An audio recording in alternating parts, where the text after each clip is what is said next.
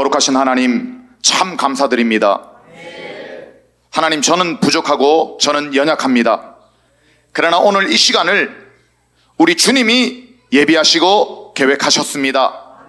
이 시간 주님을 의지합니다. 전하는 자나 듣는 자나 모두가 하나님 예수 그리스도를 깊이 밝히 만나는 시간이 되어 하여 주시옵소서. 하나님, 이 시간 가운데 우리 주님의 모든 계획이 뜻이 이루어지기를 소망합니다. 우리 끝나는 시간 주님을 더 사랑하고 인격적으로 만나는 우리 모두가 될 수 있도록 성령님께서 두루두루 운행하시고 기적과 이적과 모든 표식을 행하여 하나님의 영광이 우리 모두에게 나타나게 하여 주시옵소서. 우리들이 그 증거를 보고 예수님 하나님을 믿게 하여 주시옵소서. 감사합니다. 사랑합니다. 생명 되시며 구주 되시는 우리 주 예수 그리스도의 이름으로 기도드립니다. 아멘. 하나님의 말씀을 잠깐 보겠습니다.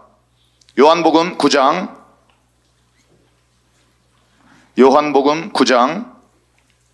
1절로 12절까지의 하나님 말씀입니다. 요한복음 9장 1절로 12절까지의 하나님의 말씀입니다. 자, 우리 한 목소리로 크게 한번 선포해 봅시다. 시작. 예수께서 길을 가실 때 날 때부터 맹인된 사람을 보신지라. 물을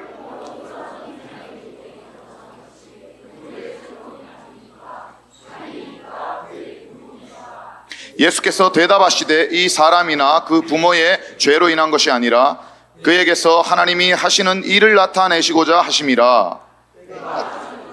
나를 보내신 이의 일을 우리가 하여야 하리라. 밤이 오리니 그때는 아무도 일할 수 없느니라. 내가 세상에 있는 동안에는 세상의 빛이로라. 이 말씀을 하시고 땅에 침을 뱉어 진흙을 이겨 그의 눈에 바르시고 이르시되, 실로암은 번역하면 보냄을 받았다는 뜻이라. 이에 가서 씻고 밝은 눈으로 왔더라. 이웃 사람들과 전에 그가 거린인 것을 보았던 사람들이 이르되 이는 앉아서 구걸하던 자가 아니냐. 어떤 사람은 그 사람이라 하며 어떤 사람은 아니라 그와 비슷하다 하거늘 자기 말은 내가 그러하니. 그들이 묻되 그러면 네 눈을 어떻게 떠졌느냐. 대답하되 예수라 하는 그 사람이 진흙을 이겨 내 눈에 바르고 나더러 실로암에 가서 씻으라 하기에 가서 씻었더니 보게 되었노라. 그들이 이르되 그가 어디 있느냐. 이르되 알지 못하노라 하니라. 아멘. 자, 그가 어디 있느냐. 저는 알고 있습니다. 오늘 이 시간 여러분들과 함께 그분이 이곳에 계십니다. 여러분들이 오늘 이 말씀을 여러분들의 마음으로 받아서 여러분의 마음의 문이 활짝 열리기를 축복합니다. 여러분, 저는 예수님을 영접한 지가 이제 10년이 되었습니다. 예수님을 만나고 나서 제 인생에 있어서 가장 큰 가치와 값어치는 제가 이렇게 마음의 중심에 새겨놓은 이게 가장 귀한 거야 라고 하는 그 마음으로 제가 처음으로 같이 일을 했던 멘토 같은 이 동력자가 있었습니다. 저보다 나이는 한 살이 어렸는데 5년 전에 천국으로 먼저 갔어요. 저하고 같이 이제 뮤지컬을 만들었던, 제작을 했던 문화 선교를 하던 예배자라는 곳에 이분은 대표였습니다. 아무것도 모르는 제가 제 친구 동력자에게 하나님에 대해서 묻기도 하고 또 그가 자기가 만난 하나님을 저에게 전하기도 하고 그러면서 참 많이 의지를 했었습니다. 그가 있어서 어쩌면 제가 처음 그 하나님을 만났을 그때 버텼고 지금까지 이렇게 믿음의 길을 걸어올 수가 있었던 것 같습니다. 그런데 어느 날 청천지 날벼락 같은 소식이 저에게 전해져 왔습니다. 그분이 죽는다는 겁니다. 한 12시쯤 됐습니다. 낮에 집에서 성경을 읽고 있는데 전화가 왔어요. 지금 그분이 죽어가고 있다는 것입니다. 고마웠다라는 얘기도 또 잘 가라는 얘기도 할 기회가 없었어요. 저희 집은 인천이었고 그 대표는 서울의 고려대학교 병원에 있었습니다. 거리가 꽤 됐어요. 부랴부랴 이제 그 병원으로 갔을 때 이미 그는 싸늘하게 체온이 식어버린 시신이 되었었습니다.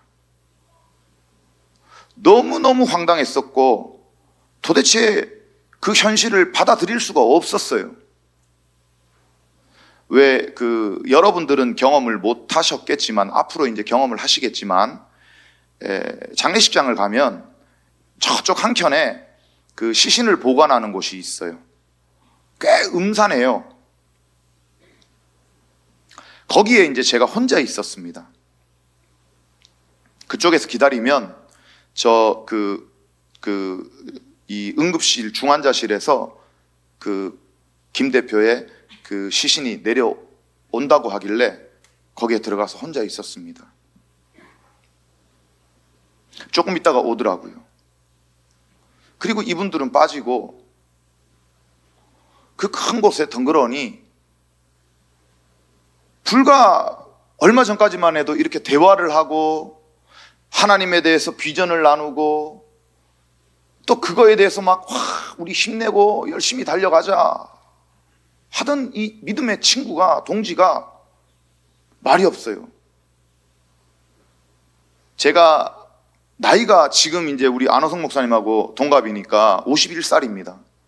그러니까 제가 40대 중반을 훨씬 넘겼을 때인데도 저는 태어나서 시신을 처음 봤습니다. 그때 무서웠겠습니까? 안 무서웠겠습니까? 근데 안 무섭더라고요. 그러니까 무서움을 타고 느낄 수도 없을 정도로 제가 이게 무슨 상황이지 하는 어벙벙한 상태였어요. 그런데 그 시간조차도 이제 제게 주어진 시간이 그리 길지가 않은 것 같은 제가 마음을 받았어요. 여러분 오늘 김해 워터파크 가서 재미있으셨죠? 근데 너무 재미있었지만 지금 이미 그 시간이 지나버렸어요. 어젯밤에 여러분들을 생각해 보십시오. 얼마나 설레고 계획을 짜고 내일 우리가 물놀이 가가지고 이런 것도 하고 저런 것도 하고 설레고 행복하고 기뻤고, 근데 이미 벌써 워터파크의 그 시간이 지나버렸던 것처럼 대화 한마디 할 수 없는 제가 제일 믿었던 멘토 같은 내 친구 시신 앞에서 제가 무엇을 할 수가 있었겠습니까? 근데 그 시간도 조금 지나면 이제 다시는 돌아오지가 않을 것 같아요. 그래서 제가 그때 무릎을 꿇고 제가 유일하게 외우고 있었던 찬양을 불러줬어요. 그 찬양이 저는 원래 불자였습니다. 그리고 이제 무당들을 데리고 다니면서 굿을 하고요, 그랬던 사람이에요. 그런 자가 하나님을 처음 만나가지고 막 뜨겁게 믿으면서 좌충우돌하면서 늘 힘든 대로 또 행복한 대로 감사한 대로 그 친구하고 같이 불렀던 찬양, 그 찬양이 보혈을 지나라는 찬양이에요. 그래서 그 시체실에서 무릎을 꿇고 앉아가지고 마지막 가는 그 제 동력자 겸 멘토였던 제 친구에게 손을 이렇게 꼭 붙드니까 손이 뻐덕뻐덕해요. 보혈을 지나 먼저 잘 가라 친구야 하면서, 이제 저는 울산에서 자랐습니다. 이 앞에 남창고등학교라고 있어요. 여러분들은 이제 대구에서 오신 분들은 잘 모르겠지만 제가 고등학교를 여기서 나왔습니다. 38회 통입니다. 제가. 그런데 우리 아버지가 작년 9월 2일 날 저녁 7시에 이제 이 땅을 떠나셨어요. 우리 아버지가 이 땅을 떠나고 있어요. 이렇게 앞에서 보는데 이제 떠나고 있어요. 자식으로서 뭔가를 해드려야 되잖아요. 야, 이거 뭘 해줄까 하다가 무릎을 꿇고 앉아가지고 보혈을 지나 하나님 품으로 이 찬양을 우리 아버지 앞에 불러드렸습니다. 제가 이제 하나님을 뜨겁게 만나고 나서 연예계 훨씬 대선배 한 분을 이렇게 섬겼던 적이 있습니다. 유명한 아이돌 그룹의 아들을 뒀지만 그 부자지간에 사이가 안 좋아가지고 아버지는 외롭게 그렇게 쓸쓸하게 지내시다가 이 땅을 떠나셨는데, 제가 이제 우연히 방송을 통해서 그분의 소식을 듣고 그분을 찾아갔어요. 그래서 그게 코로나 시즌이에요. 너무 힘들게 살고 있는데 3년을 모셨어요. 반찬을 싸가지고 가서 청소해주고 또 밥해주고 또 이제 이 휘발유 난로로 난방을 하고 겨울에 지내셨는데, 늘 제 기억이 그분을 생각하면은 주유소에 그 말통 들고 가가지고 2개를 들고 가서 꽤 먼 거리였는데 늘 그 기름을 채워넣던 그 생각이 납니다. 코로나니까 나중에는 이제 좀 몸 상태가 안 좋아져가지고 병원에 입원을 하셨는데 예배를 드릴 수가 없으니까 제가 예배를 드릴 수 있는 병원을 찾다가 보니까 여기 충청도 논산까지 왔었어요. 근데 어느 날 또 전화가 온 겁니다. 지금 이분이 지금 이 땅을 떠나고 있습니다 라고 하는 거예요. 근데 저는 인천에 있는데 논산까지 가는 거리가 있잖아요. 한 4시간이 걸립니다. 부랴부랴 저 논산으로 내려가는데 이미 벌써 이제 도착을 했더니 이분은 떠나셨더라고요. 이분 역시도 마지막 인사를 못했어요. 그리고 이제 고향 주소가 안양이에요. 경기도 안양. 거기는 적이 없어요. 그래서 안양으로 이제 모시고 와야 되니까 전화를 했더니 시신을 그냥 이렇게 옮겨주는 데만 45만 원을 달래요. 저는 이제 예전에 영화배우였거든요. 그때는 뭐 아주 돈을 많이 벌었죠. 정말 돈이 많았습니다. 근데 제가 세상에서 인생의 가장 밑바닥으로 떨어져서 추락해서 바닥치고 그러다가 하나님 만났거든요. 그래서 지금은 이제 선교사의 삶을 살아가고 있는데, 그러다 보니까 제 형편이 그렇게 그닥 많이 좋고 넉넉하지가 않아요. 45만 원이 너무 아깝고 비싸요. 왜냐하면 이분 장례도 치러야 되는데. 지금 제가 카니발을 그때 탔는데 카니발 뒷자리를 눕히고 이 시신을 모시고 안양으로 오는 길에 번개가 막 파박 치고요. 저녁에 비가 그렇게 억수같이 쏟아지는 거예요. 무섭겠습니까? 안 무섭겠습니까? 여러분, 이걸 그냥 지금 얘기로 들을 때는 그렇지만 이 심각한 거예요. 뭐 베레벨 생각이 다 드는 거예요. 아이고 내가 미쳤지.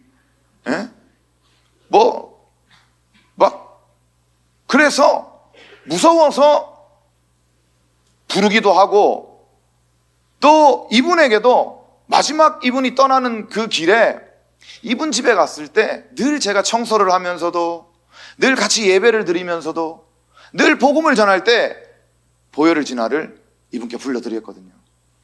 파박거리고 번개를 치는데 보혈을 지나 하는데 속으로는 막 심지어 쿵쿵쿵쿵 영화같이 막 벌떡 일어나면 어떡하지? 방언을 해야 되나? 그리고 안양까지 왔어요. 제가 세상에서 살다가 하나님을 만나고 나서 이제 하나님의 자녀로 믿음으로 살아가는 삶 가운데에서는 제가 가장 슬플 때에도, 또 제가 가장 기쁠 때에도, 또 누군가에게 위로를 줘야 될 때에도 늘 제가 고백처럼 기도처럼 하나님께 올려드렸던 그 축복의 찬양이 바로 보혈을 지납니다. 우리 한번 여러분들에게 축복을 주기 위해서 이 보혈을 지나를 한번 1절만 하나님 앞에 좀 올려드리겠습니다. 그냥 이렇게 이렇게 반주 없이 아는 분만 부르세요. 보혈을 지나 하나님 품으로, 보혈을 지나 아버지 품으로, 보혈을 지나 하나님 품으로 한 걸음씩 나가네.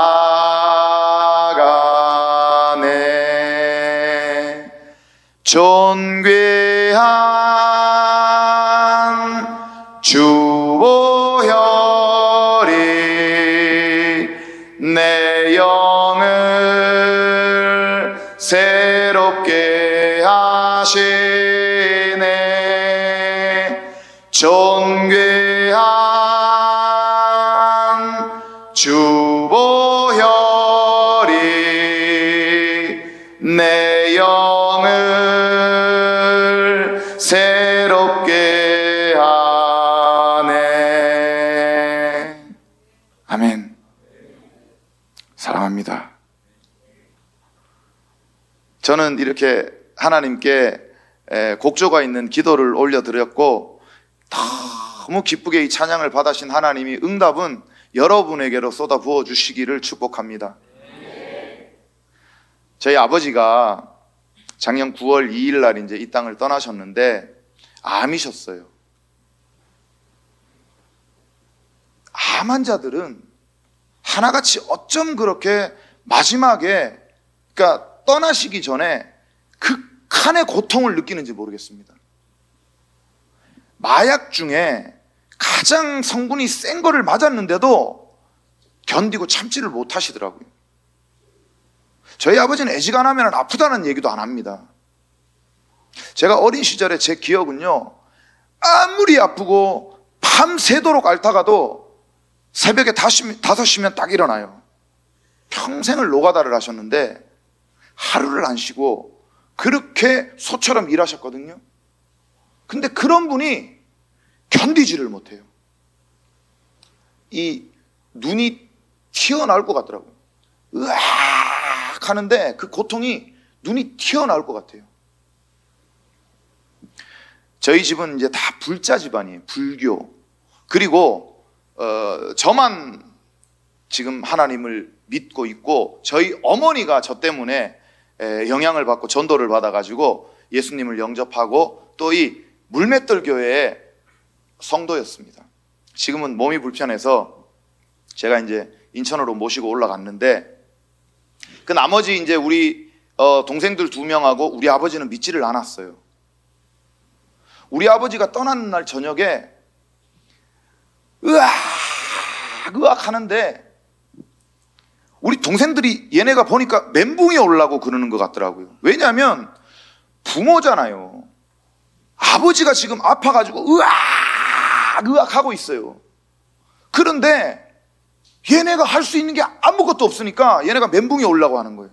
그러니까 우리 동생이 보다가 막내가 도저히 안 되겠다 싶으니까 간호사실을 뛰어가요.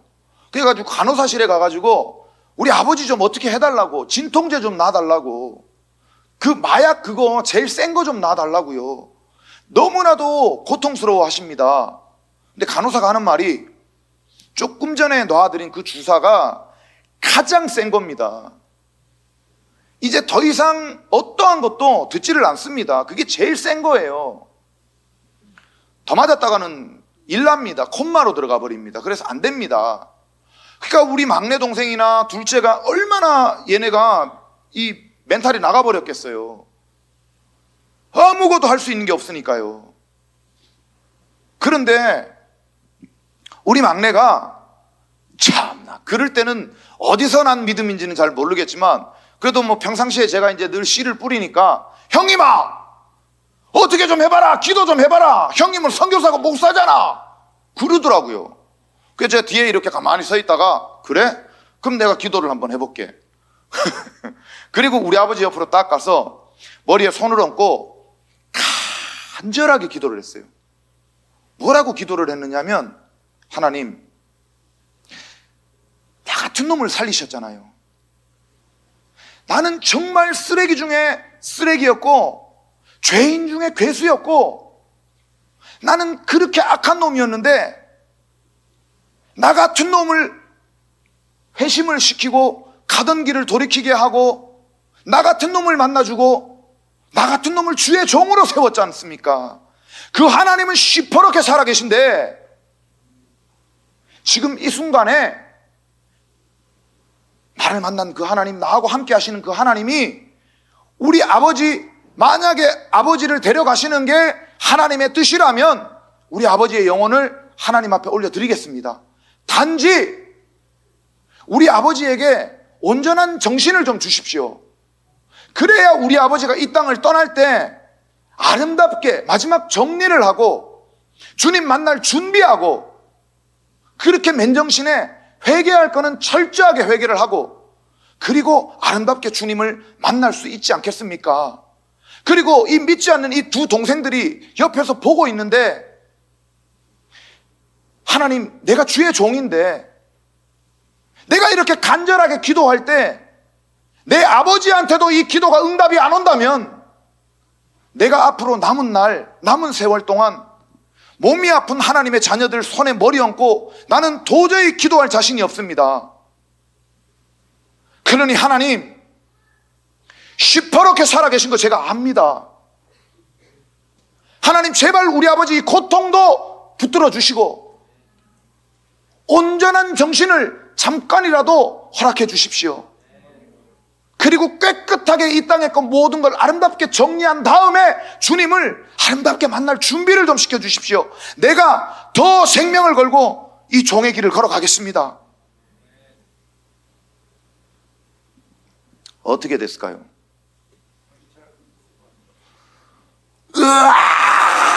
으악 했거든요. 진짜로 눈이 저러다가 우리 아버지 눈 튀어나오는 거 아니야? 이럴 정도였어요. 그랬는데 기도 머리에서 손을 탁 뗐는데 어떻게 됐느냐? 잠잠해졌어요.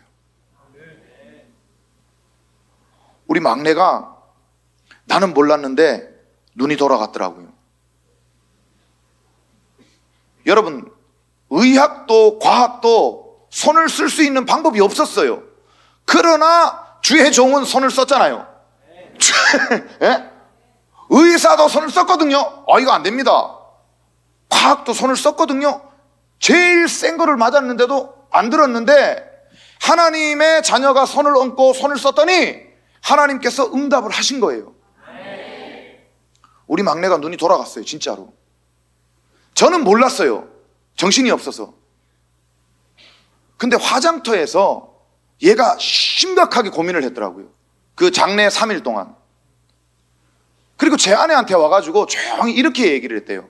형수, 예, 도련님.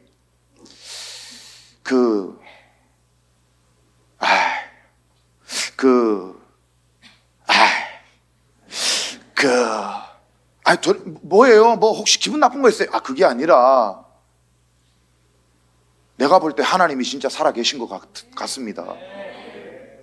그래서 형수, 형한테는 얘기하지 말고요. 그 교회 주소 좀 주세요. 진짜.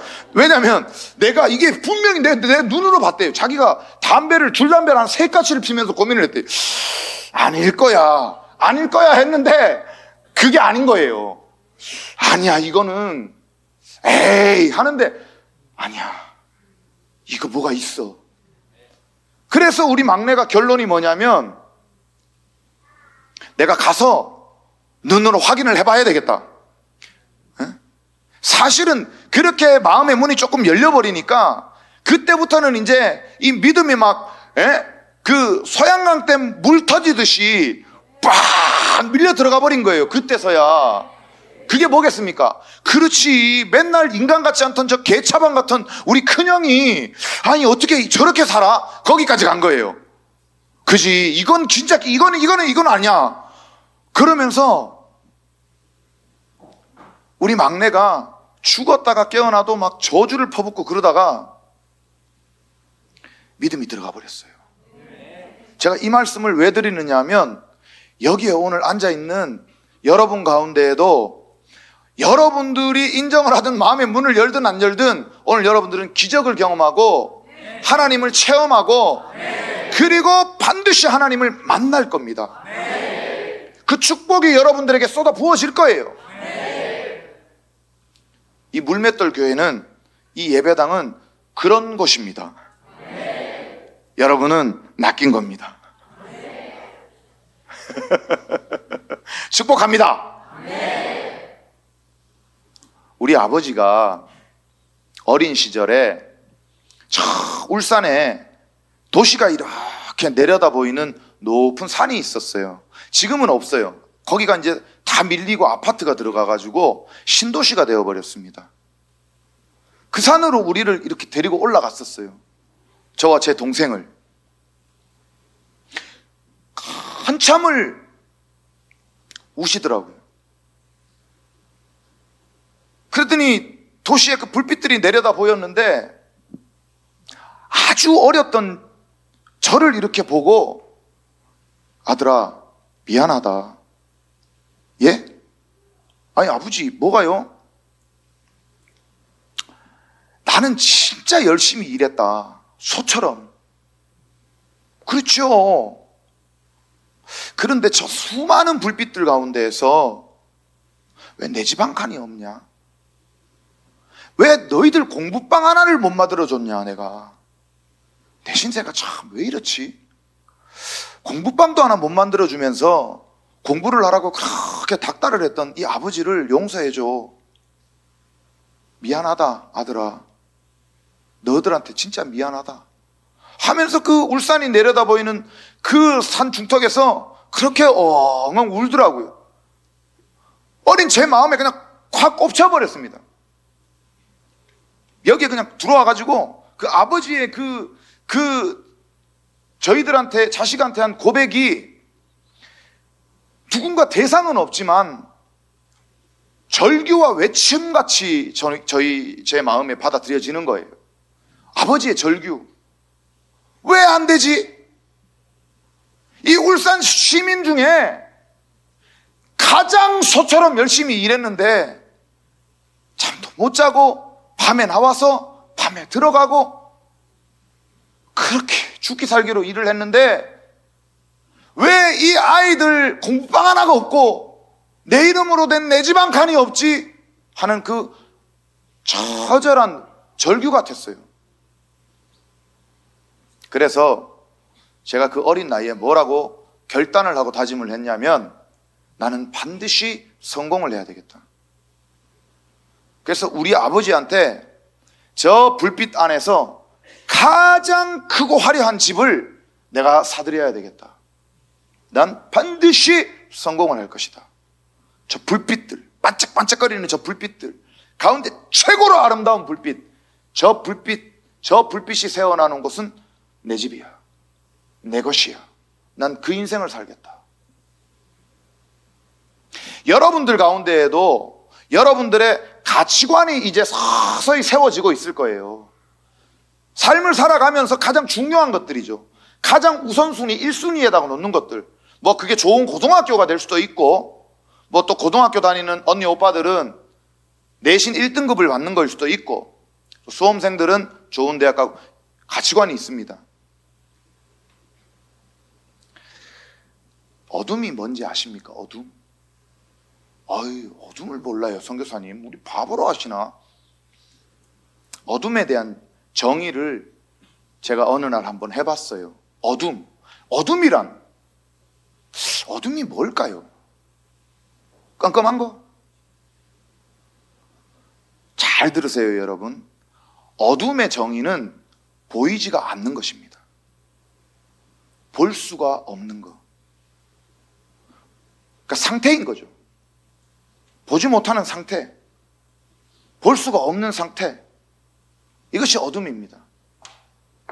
오늘 우연히 그냥 친구 따라 누구 따라 끌려가지고 이 자리에 와서 앉아있는 분은 잘 모르겠지만, 성경이라고 하는 두꺼운 책 가운데 하나님의 말씀을 기록해 놓은 이 거룩한 문서 가운데 창세기라고 하는 첫 번째 성경책 탁 열자마자 1장 1절에 하나님이 이 세상을 창조한다고 되어 있고, 바로 다음 2절에 뭐라고 되어 있냐면 땅이 혼돈하고 공허하고 어둠이 깊음 위에 있다, 이렇게 되어 있어요.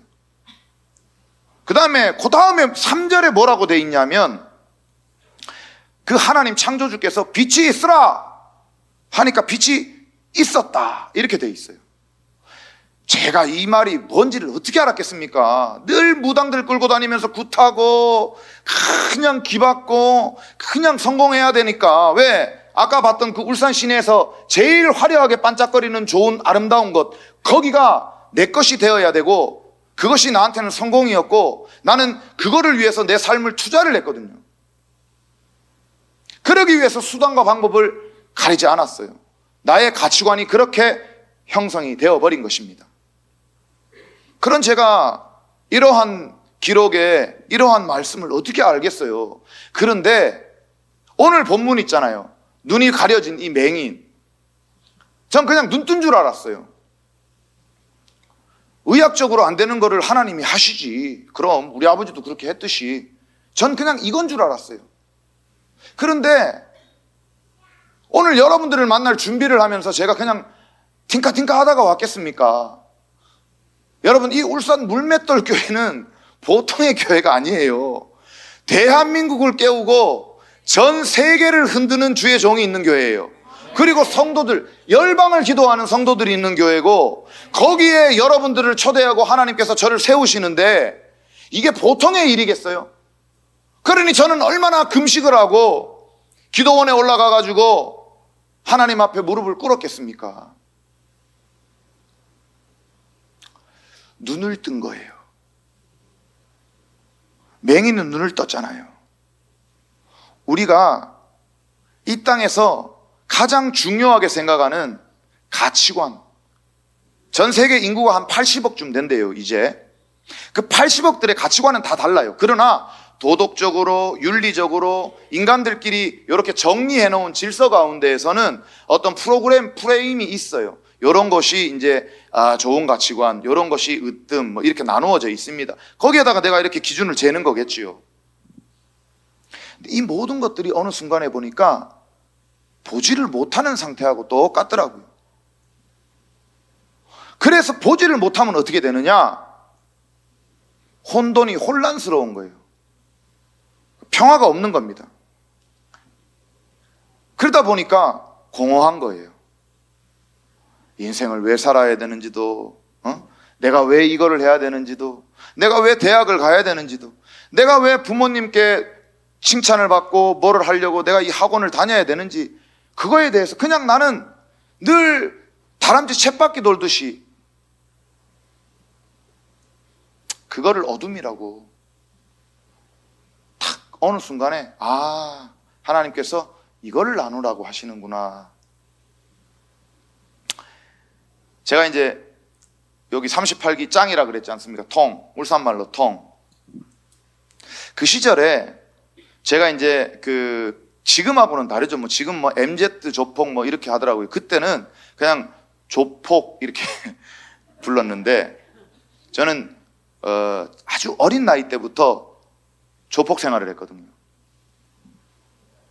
그래서 부모의 속을 참 많이 썩였어요.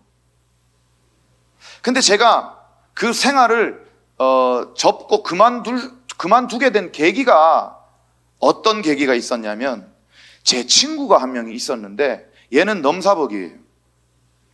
아무리 머리를 굴리고 아무리 운동을 해봐도 내가 쟤는 넘어가지를 못할 것 같아요. 그러니까 상대편이었어요. 힘이 너무너무 센 애였어요. 고등학교 1학년 때 한 110kg가 넘어 나간 것 같더라고요. 그 친구가 한 115kg 정도 나갔는데 얘가 100m를 11초에 뜁니다. 그러니까 타고난 애예요. 그리고 뭐 너도 나도 선배고 후배고 없어요. 걸리면 가는 거예요.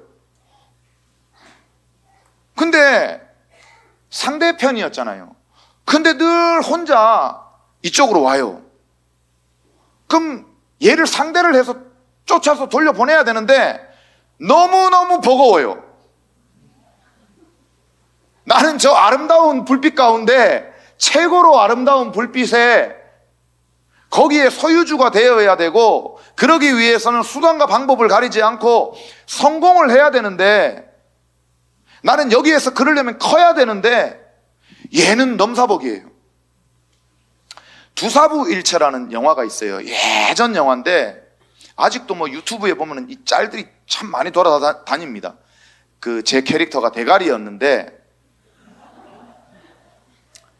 막 웃긴 그 장면들, 이런 것들이 많이 그 유튜브에 돌아다녀요. 이 친구가 이 친구를 놓고 그 캐릭터를 만든 거예요.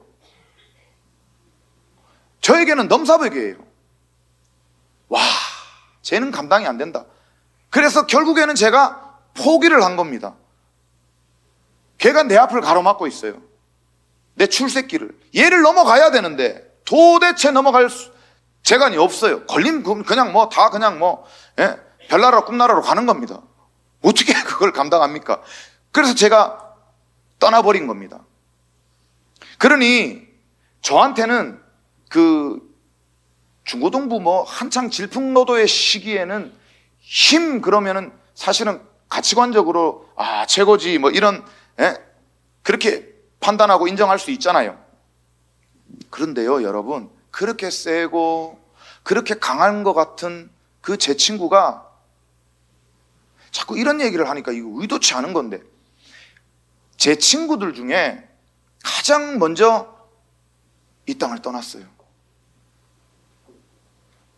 얘는 감기 한 번 안 걸리고 겨울에도 막 쪼리 슬리퍼 끄집고 다니고 그냥 생각을 할 수가 없는 넘사벽이에요. 그냥 무조건 피해야 됩니다. 그런 친구인데 이제 제가 영화배우가 되고 나니까 이제 이렇게 친구로 교제도 하고 교류도 하고 가깝게 지내고 이랬는데 늘 저에게는 최고의 가치관이었어요. 그러니까 서울에 가든 타 지방을 어디를 가든 나는 이 친구를 최고로 쳐줬어요. 지금처럼 막 이렇게 격투기 시합이 있거나 했으면 아마 제가 적극적으로 추천을 할 정도로 저에게는 최고였어요. 근데 제 생각이 틀렸더라고요. 제 친구들 중에 진짜 제일 먼저 이 땅을 떠나버렸어요. 벌써 떠난 지 꽤 오래됐어요. 그렇게 건강하고 그렇게 힘이 셌는데 이게 뭐지 싶더라고요. 도대체 건강관리를 어떻게 해야 되나? 저는 잘 안 합니다.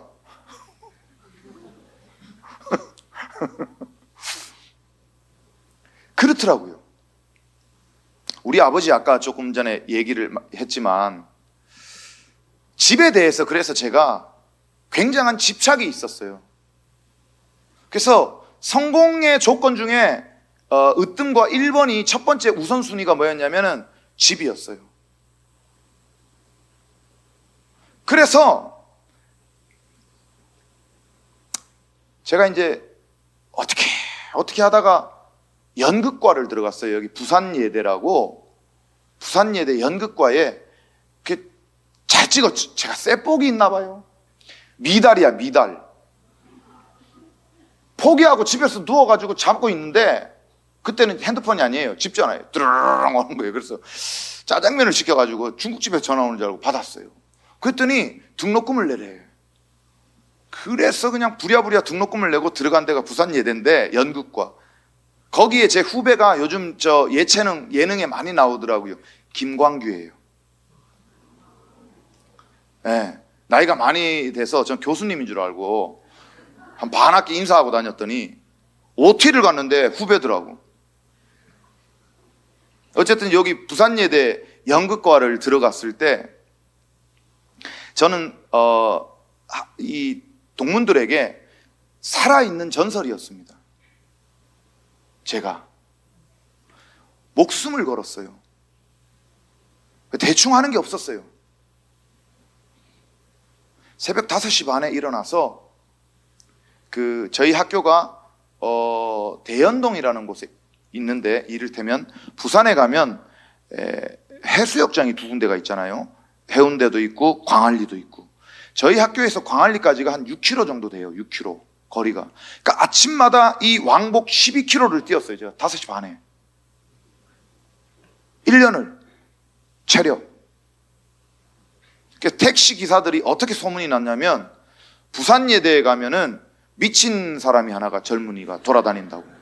꼭 그 대학 가면은 저런 사람들이 한 명씩 있어. 그러다 그 오해가 어떻게 풀렸냐면, 저희는 산 중턱에 있어요. 근데 저희 후배들이 택시 타고 올라오면은 걸리면 죽어요. 걸어와야 되는 거예요. 근데 이제 아침에 보면은 이제 간당간당하게 9시 첫 강의 간당간당하게 되는 애들은 보통 보면 전철역에 내려가지고 택시 타거든요. 그러다가 이제 제가 뛰어 올라가는 걸 딱 보면 얘네가 어떻게 하냐면 숙여야 되잖아요. 숨어야 되잖아요. 어머, 선배님이다! 한 팍 숙여요. 그래서 택시 기사가, 저분이 선배예요? 예, 저희과 선배예요. 저분 미친 사람 아닙니까? 저 사람은 공부 안 하는 것 같은데, 내가 볼 때마다 저 사람 저러고 반바지 입고 뛰고 있던데. 저희 선배입니다. 약간 이상해요. 그래서 이제 오해가 풀린 적도 있어요. 그리고 이제 일본으로 이제 연극을 공연을 하러 갈 때였는데, 지금은 뭐 클럽 문화가 이렇게, 여러분들은 잘 모르겠지만 저 세상 친구들은 클럽이라는 문화가 있어요. 언니 오빠들은 금요일 되면 막 불금 되면 클럽 가고 그러거든요. 그때는 나이트 클럽이라는 게 있어요. 이 후배들이 정신 못 차리고 연습하고 이래야 되는데, 나이트 클럽 갈 준비하고 놀러 갈 준비하고 막 앞에서 연습하고 있는데 뒤에서 화장 막 이렇게 고치고 있고, 하도 화가 나가지고 태극기를 큰 도화지를 사가지고 그려서 소극장 벽에다가 거꾸로 딱 걸어놨어요. 그리고 조금 전에 말씀드린 그 김광규 후배, 이분이 이제 1학년 과대표였거든요. 불러가지고 내가 이거를 왜 거꾸로 걸어놨는지 아느냐. 우리는 지금 일본에 대한민국의 국가대표로서 공연을 하러 가는 거다. 부산 안에서 예고 애들 부르고 대학교 연극과 애들 불러가지고 집안 잔치 하는 것 같으면 뭐 적당히 슬렁슬렁 해도 되는데, 우리는 국가대표로 가는데 너희들의 지금 정신 상태가 썩었다. 저 태극기가 너희들이 내가 볼 때, 얘네가 이제 전투적으로 이제 야성이 이제 다시 회복이 되었다라고 판단이 되면 똑바로 걸겠다. 근데 일주일, 다음 주 오늘 이 시간에도 저 태극기가 거꾸로 걸려있으면 너희들은 죽는다. 이런 적도 있어요. 그렇게 딱 했는데, 이게 머피의 법칙이, 예? 그날 그렇게 멋있게 딱 선포를 했는데, 연극 연습을 하는데 그 교수님이 한 3초짜리 아주 쉬운 연기를 저를 세워놓고 3시간을 돌리는 거예요. 다시 연기를 그따위로 해? 다시 후배들 앞에 딱 저 테이크 똑바로 가라! 했는데, 그리고 연습을 들어갔는데, 야 다시 왜 연기를 그따구로 해? 다시 3시간을. 얼마나 창피하고 얼마나 부끄럽겠어요. 진짜 쥐구멍에 숨고 싶더라고요. 그래가지고 연습이 끝나고 나서 내 후배 한 명을 딱 세우고 의상실에 들어가서 제일 더러운 옷을 가지고 구해서, 그 무대 의상이죠, 거지 옷을 입고 부산역하고 남포동 그 자갈치 시장에 거기 가면 노숙자들이 많아요. 거기에 갔어. 왜 갔느냐? 선배님, 왜 이렇게 하세요? 왜 가세요? 왜요? 나는 진짜 거지가 돼야 되겠다. 내가 아까 너무 창피를 당했다. 그러니까 나는 여기서 진짜 거지의 그 연기를 할 수가 없으면 나 학교 안 올라간다. 나를 찾지 마라. 그럼 너 뒤에서 반응 좀 살펴라. 한 번씩 와가지고 사람들이 나를 보고 진짜 거지라고 하는지, 지나가는 사람들이 뭐라고 수군대는지 네 뒤에서 기록해. 이런 적도 있어요. 도라이 아닙니까 이거 완전히. 목숨을 건 사람만이 그렇게 할 수가 있는 거예요. 왜? 난 성공을 해야 되기 때문에. 대학을 졸업하고 대학로로 올라갔어요. 서울의 대학로. 5시 반에 똑같이 뛰었어요. 복대 빡 차고 대학로를 뛰었어요. 그리고 땅밟기를 한 거죠. 뭐 지금 보니까 기독교에서는 17성 땅밟기가 있더라고요. 뭐 이렇게 기도하면서 도는 게. 나 그런 것도 몰랐는데 하여튼 본능적으로 돌아서 이 대학로를 뛴 거예요. 여기에서 내가 대장이 되겠다. 근데 어느 날 누가 뛰고 있어요. 막 헉헉거리면서. 아저씨가 누구게요? 지금 현 문화체육관광부 장관님, 우리 탤런트 연기 선배님 유인천 장관님. 복대를 빡 차고 연극 배우였는데 뛰고 있더라고. 대학로에서 참 뜻깊은 시간이었어요. 그때 깜짝 놀랐죠. 나 말고 또 누가 뛰네. 연기적으로는 참 그 당시에 인정을 받았던 선배님이었어요. 대선배님. 이렇게 목숨을 걸고 이렇게 열심히 노력하니까 되는구나, 그렇게 생각을 하고 더 열심히 했죠. 늘 부러운 게 뭐였냐면 제 중심, 제 가치관에 최고가 뭐였냐, 가장 가치 있는 게 뭐였느냐. 드라마로 나는 언제 가지? 영화로 나는 언제 가지? 왜냐하면 연극 배우로 살아 버티기가 너무너무 힘들었어요. 이건 뭐 앞날이 안 보여요. 깜깜한 거예요. 집에 들어가면 겨울에 이런 적도 있어요. 그러니까 연습이 끝나고 공연이 끝나면 이렇게 프로의 세계는 조언을 해주고 가르쳐주고 이런 게 없어요. 그냥 직권이 지가 알아서 해야 되는 거예요. 해와야 되고 그냥 한만 맞추고 그냥 끝나버리는 거예요. 예를 들자면 수학 같은 경우에도 문제 그냥 각자가 알아서 풀고 가는 거예요. 이게 뭐가 어떻게 되고 이게 뭐 원리가 이런 거 없어요. 프로의 세계는 냉정한 거예요. 모든 연습과 준비를 자기가 혼자 해야 되는 거예요. 근데 유일하게 술자리에 가면 이 선배들이 한 잔, 두 잔 들어가면 기분이 좋아지니까, 야, 너는 말이야, 아까 내가 보니까 이런 거는, 야, 이놈아, 그렇게 하면 되겠냐? 이렇게 해야지, 저렇게 해야지. 그래서 유일하게 그렇게 가르쳐주고 레슨을 해주는 거예요. 그러니까 죽게 살기로 그 자리에 가야 되는 거예요. 근데 배는 얼마나 고파요? 가난한 연극 배우들이 안주는 푸짐하게 시키고 밥은 줘요? 안 줘요. 쩔쩔 굶고 뒤치다거리 다 하고 그 다음에 이제 뭐 먹은 게 있습니까? 빈속이니까 또 한 잔, 두 잔 먹다가 보면 핑 돌아요. 근데 조언을 해주면 받아 적어야 되잖아요. 그러니까 술이 안 쳐야 되잖아요. 어떻게 했냐면은 한 잔 먹잖아요. 화장실에 가가지고 손을 놓고 토하고, 그리고 앉아있고, 또 한 잔 주면 한 잔 먹고 화장실에 가가지고 토하고 앉아있고, 그리고 야, 너 이놈아, 이렇게 하지. 적고, 그리고 집에 가가지고 그거 연습하고. 근데 선배들 뒤치다거리하고 선배들 집에 보내고 그리고 나면 지하철이 끊겨요. 추운 겨울날은 저희 집까지 한 1시간 반, 2시간 걸려요. 걸어가려면. 얼마나 힘들어요.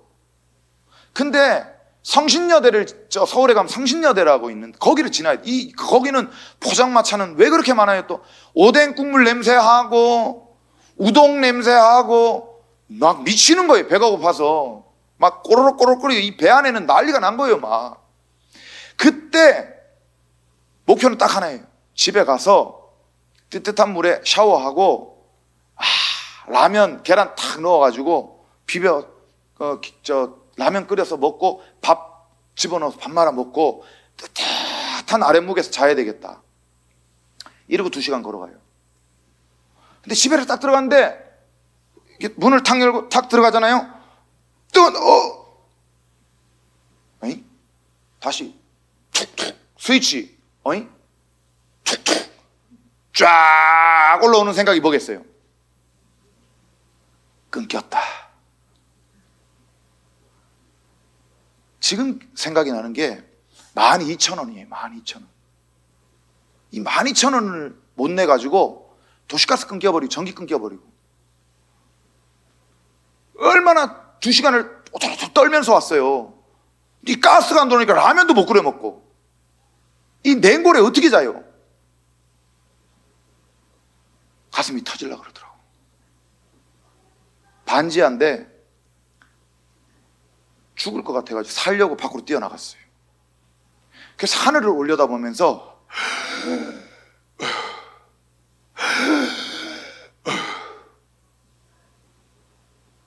근데 앞이 안 보여요. 예를 들어 그럴 때 보혈을 지나 이런 거라도 알고 있었으면은 얼마나 좋아요. 손 딱 들고 보혈을 지나 하면 그냥 정리 끝나는 거 아니에요. 뭐 그렇다고 불이 들어오고 이런 건 아니지만 근데 아무것도 없어.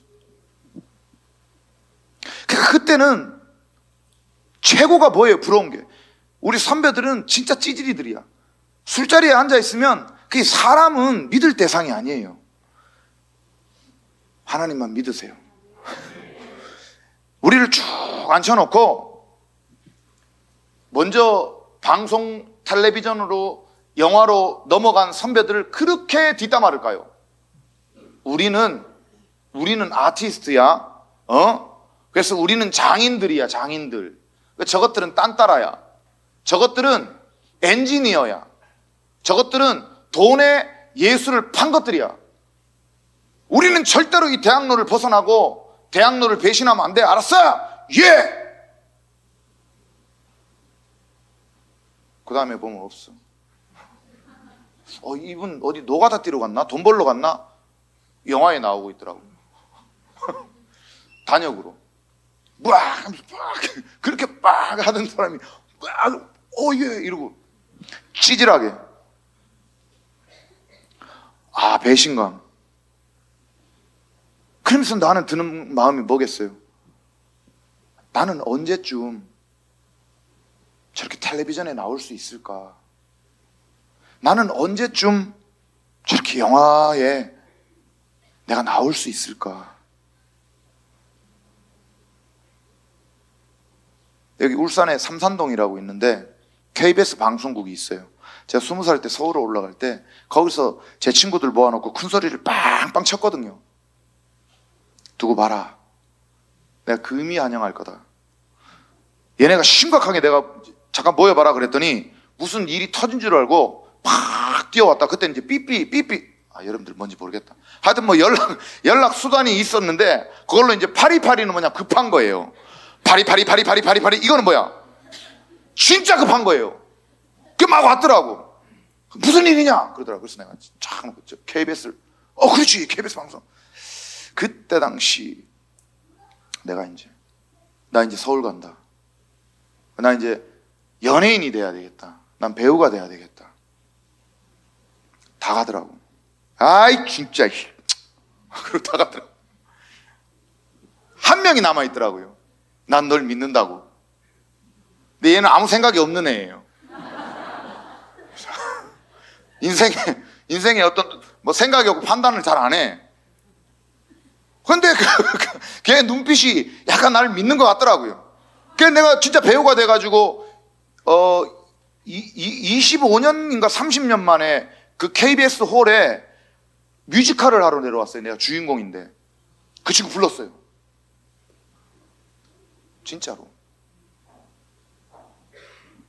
다 가버리더라고. 내가 반드시 내가 이 KBS 방송국에 금이 안녕하고 내려오겠다고. 제가 울산에서 어찌 보면 우리 위에 한참 위에 윤수일이라는 아저씨가 있어요. 할아버지가. 윤수일이라는 가수 할아버지가 있는데 그분은 너무 갭 차이가 많고, 이 울산이라는 곳에서는 연예인이 한 번도 나온 적이 없어요. 근데 제가 물꼬를 빡 떠버린 거예요.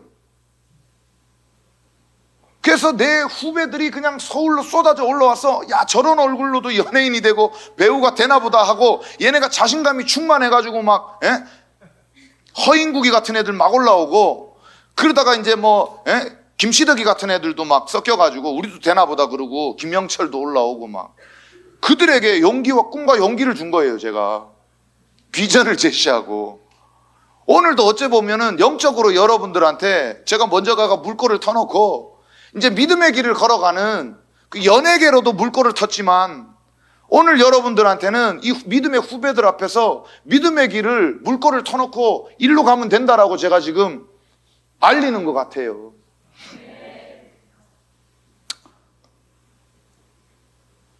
방송국으로 가는 게 너무너무 힘들어요. 백도 없고 줄도 없고 학벌도 없고. 그러니 얼마나 동경의 대상입니까? 그러다가 영화 친구로가, 여러분들 잘 모르지만 지금의 이 한류를 일으킨, 스타트를 한 최고의 영화가 있어요. 대한민국이 뒤집어져 버렸어요. 문화산업이 혁명을 일으켜버렸어요. 그런 영화, 느와르 영화 친구라는 게 있어요. 거기에 4명의 주연 중에 1명으로 뽑혀버렸어요. 세상이 바뀌어버렸어요. 여기에 있던 한이 쫙 풀렸어요. 그런데 만족이 안 돼. 예를 들어서 저는 반지하에 살았거든요. 연극 배우 시절에. 그런데 아파트로 이사를 했어요. 연예인이 아파트에 살아야지. 그래서 아파트로 이사를 했어요. 너무너무 좋은 거예요. 그래서 밤마다 굴렀어요. 막 여기부터 여기까지 거실에서 굴러도 끝이 안 보는 거예요. 다시 구르고 왜 이렇게 넓고, 반지하 한 7, 8평에 살다가 43평짜리로 갔으니 가구가 없으니까 얼마나 넓었겠어요. 밤새도록 굴러다녔어요. 밤새도록. 얼마나 감사하고 얼마나 좋아했는지 몰라요. 그런데 이게 익숙해지고 나니까 내 주변의 지인들의 조건들이 보이기 시작하는 거예요. 나는 매니저가 늘 와서 태워주거나, 아니면 나는 지하철을 타고 있는데 외제차를 타고 있고, 나는 43평에 우리 집이 너무 좋은데 동네가 달라요. 이런 것들이 자꾸 보이는 거예요. 그러면서 내가 울산에서 우리 아버지하고 같이 저 불빛을 봤을 때 그 욕망과 야망과 이런 것들이 다시 쫙 올라오는 거예요. 잠깐은 행복했고 참 감사했고 기뻤거든요. 근데 이게 이제는 늘 불평으로, 불만으로, 그리고 나 저거 막 이런. 그래서 최고가 돼야 되겠다라는, 다시 이 가치관으로 돌아가 버렸어요. 영화 친구로 유일하게 제가 상을 받았어요. 백상예술대상에. 거기는 드라마 부분, 뮤지컬 부분, 영화 부분 이렇게 나누어서 다 수상을 해요. 거기에 제가 상을 받았어요. 신인상, 나무 신인상. 얼마나 좋고 얼마나 기다려지고 얼마나 설레고 얼마나 떨렸는지 몰라요. 시상대에 딱 올라갔는데 지금 여러분들처럼 이렇게 앉아있는 이 많은 사람들이 다 제가 텔레비에서 보고 영화에서 봤던 스타들이에요. 이렇게 쭉 앉아있어요. 제가 여기 딱 서 있는 거예요. 근데 정신을 차리고 보니까 그 다음날 트로피 하나가 내 옆에 있고 침대 옆에 있고, 나는 속이 쓰려가지고 막 뒹굴고 있어요. 그러고.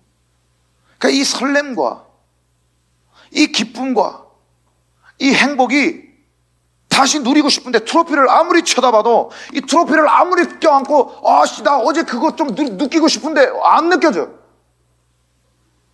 이게 뭐야 이거 하면서 내가 또 결정을 내리고 판단을 한 게 뭐냐? 아, 최고 높은 자리에 못 올라가서 그렇구나. 그때부터 또 죽기 살기로 올라간 거예요. 제자리구나.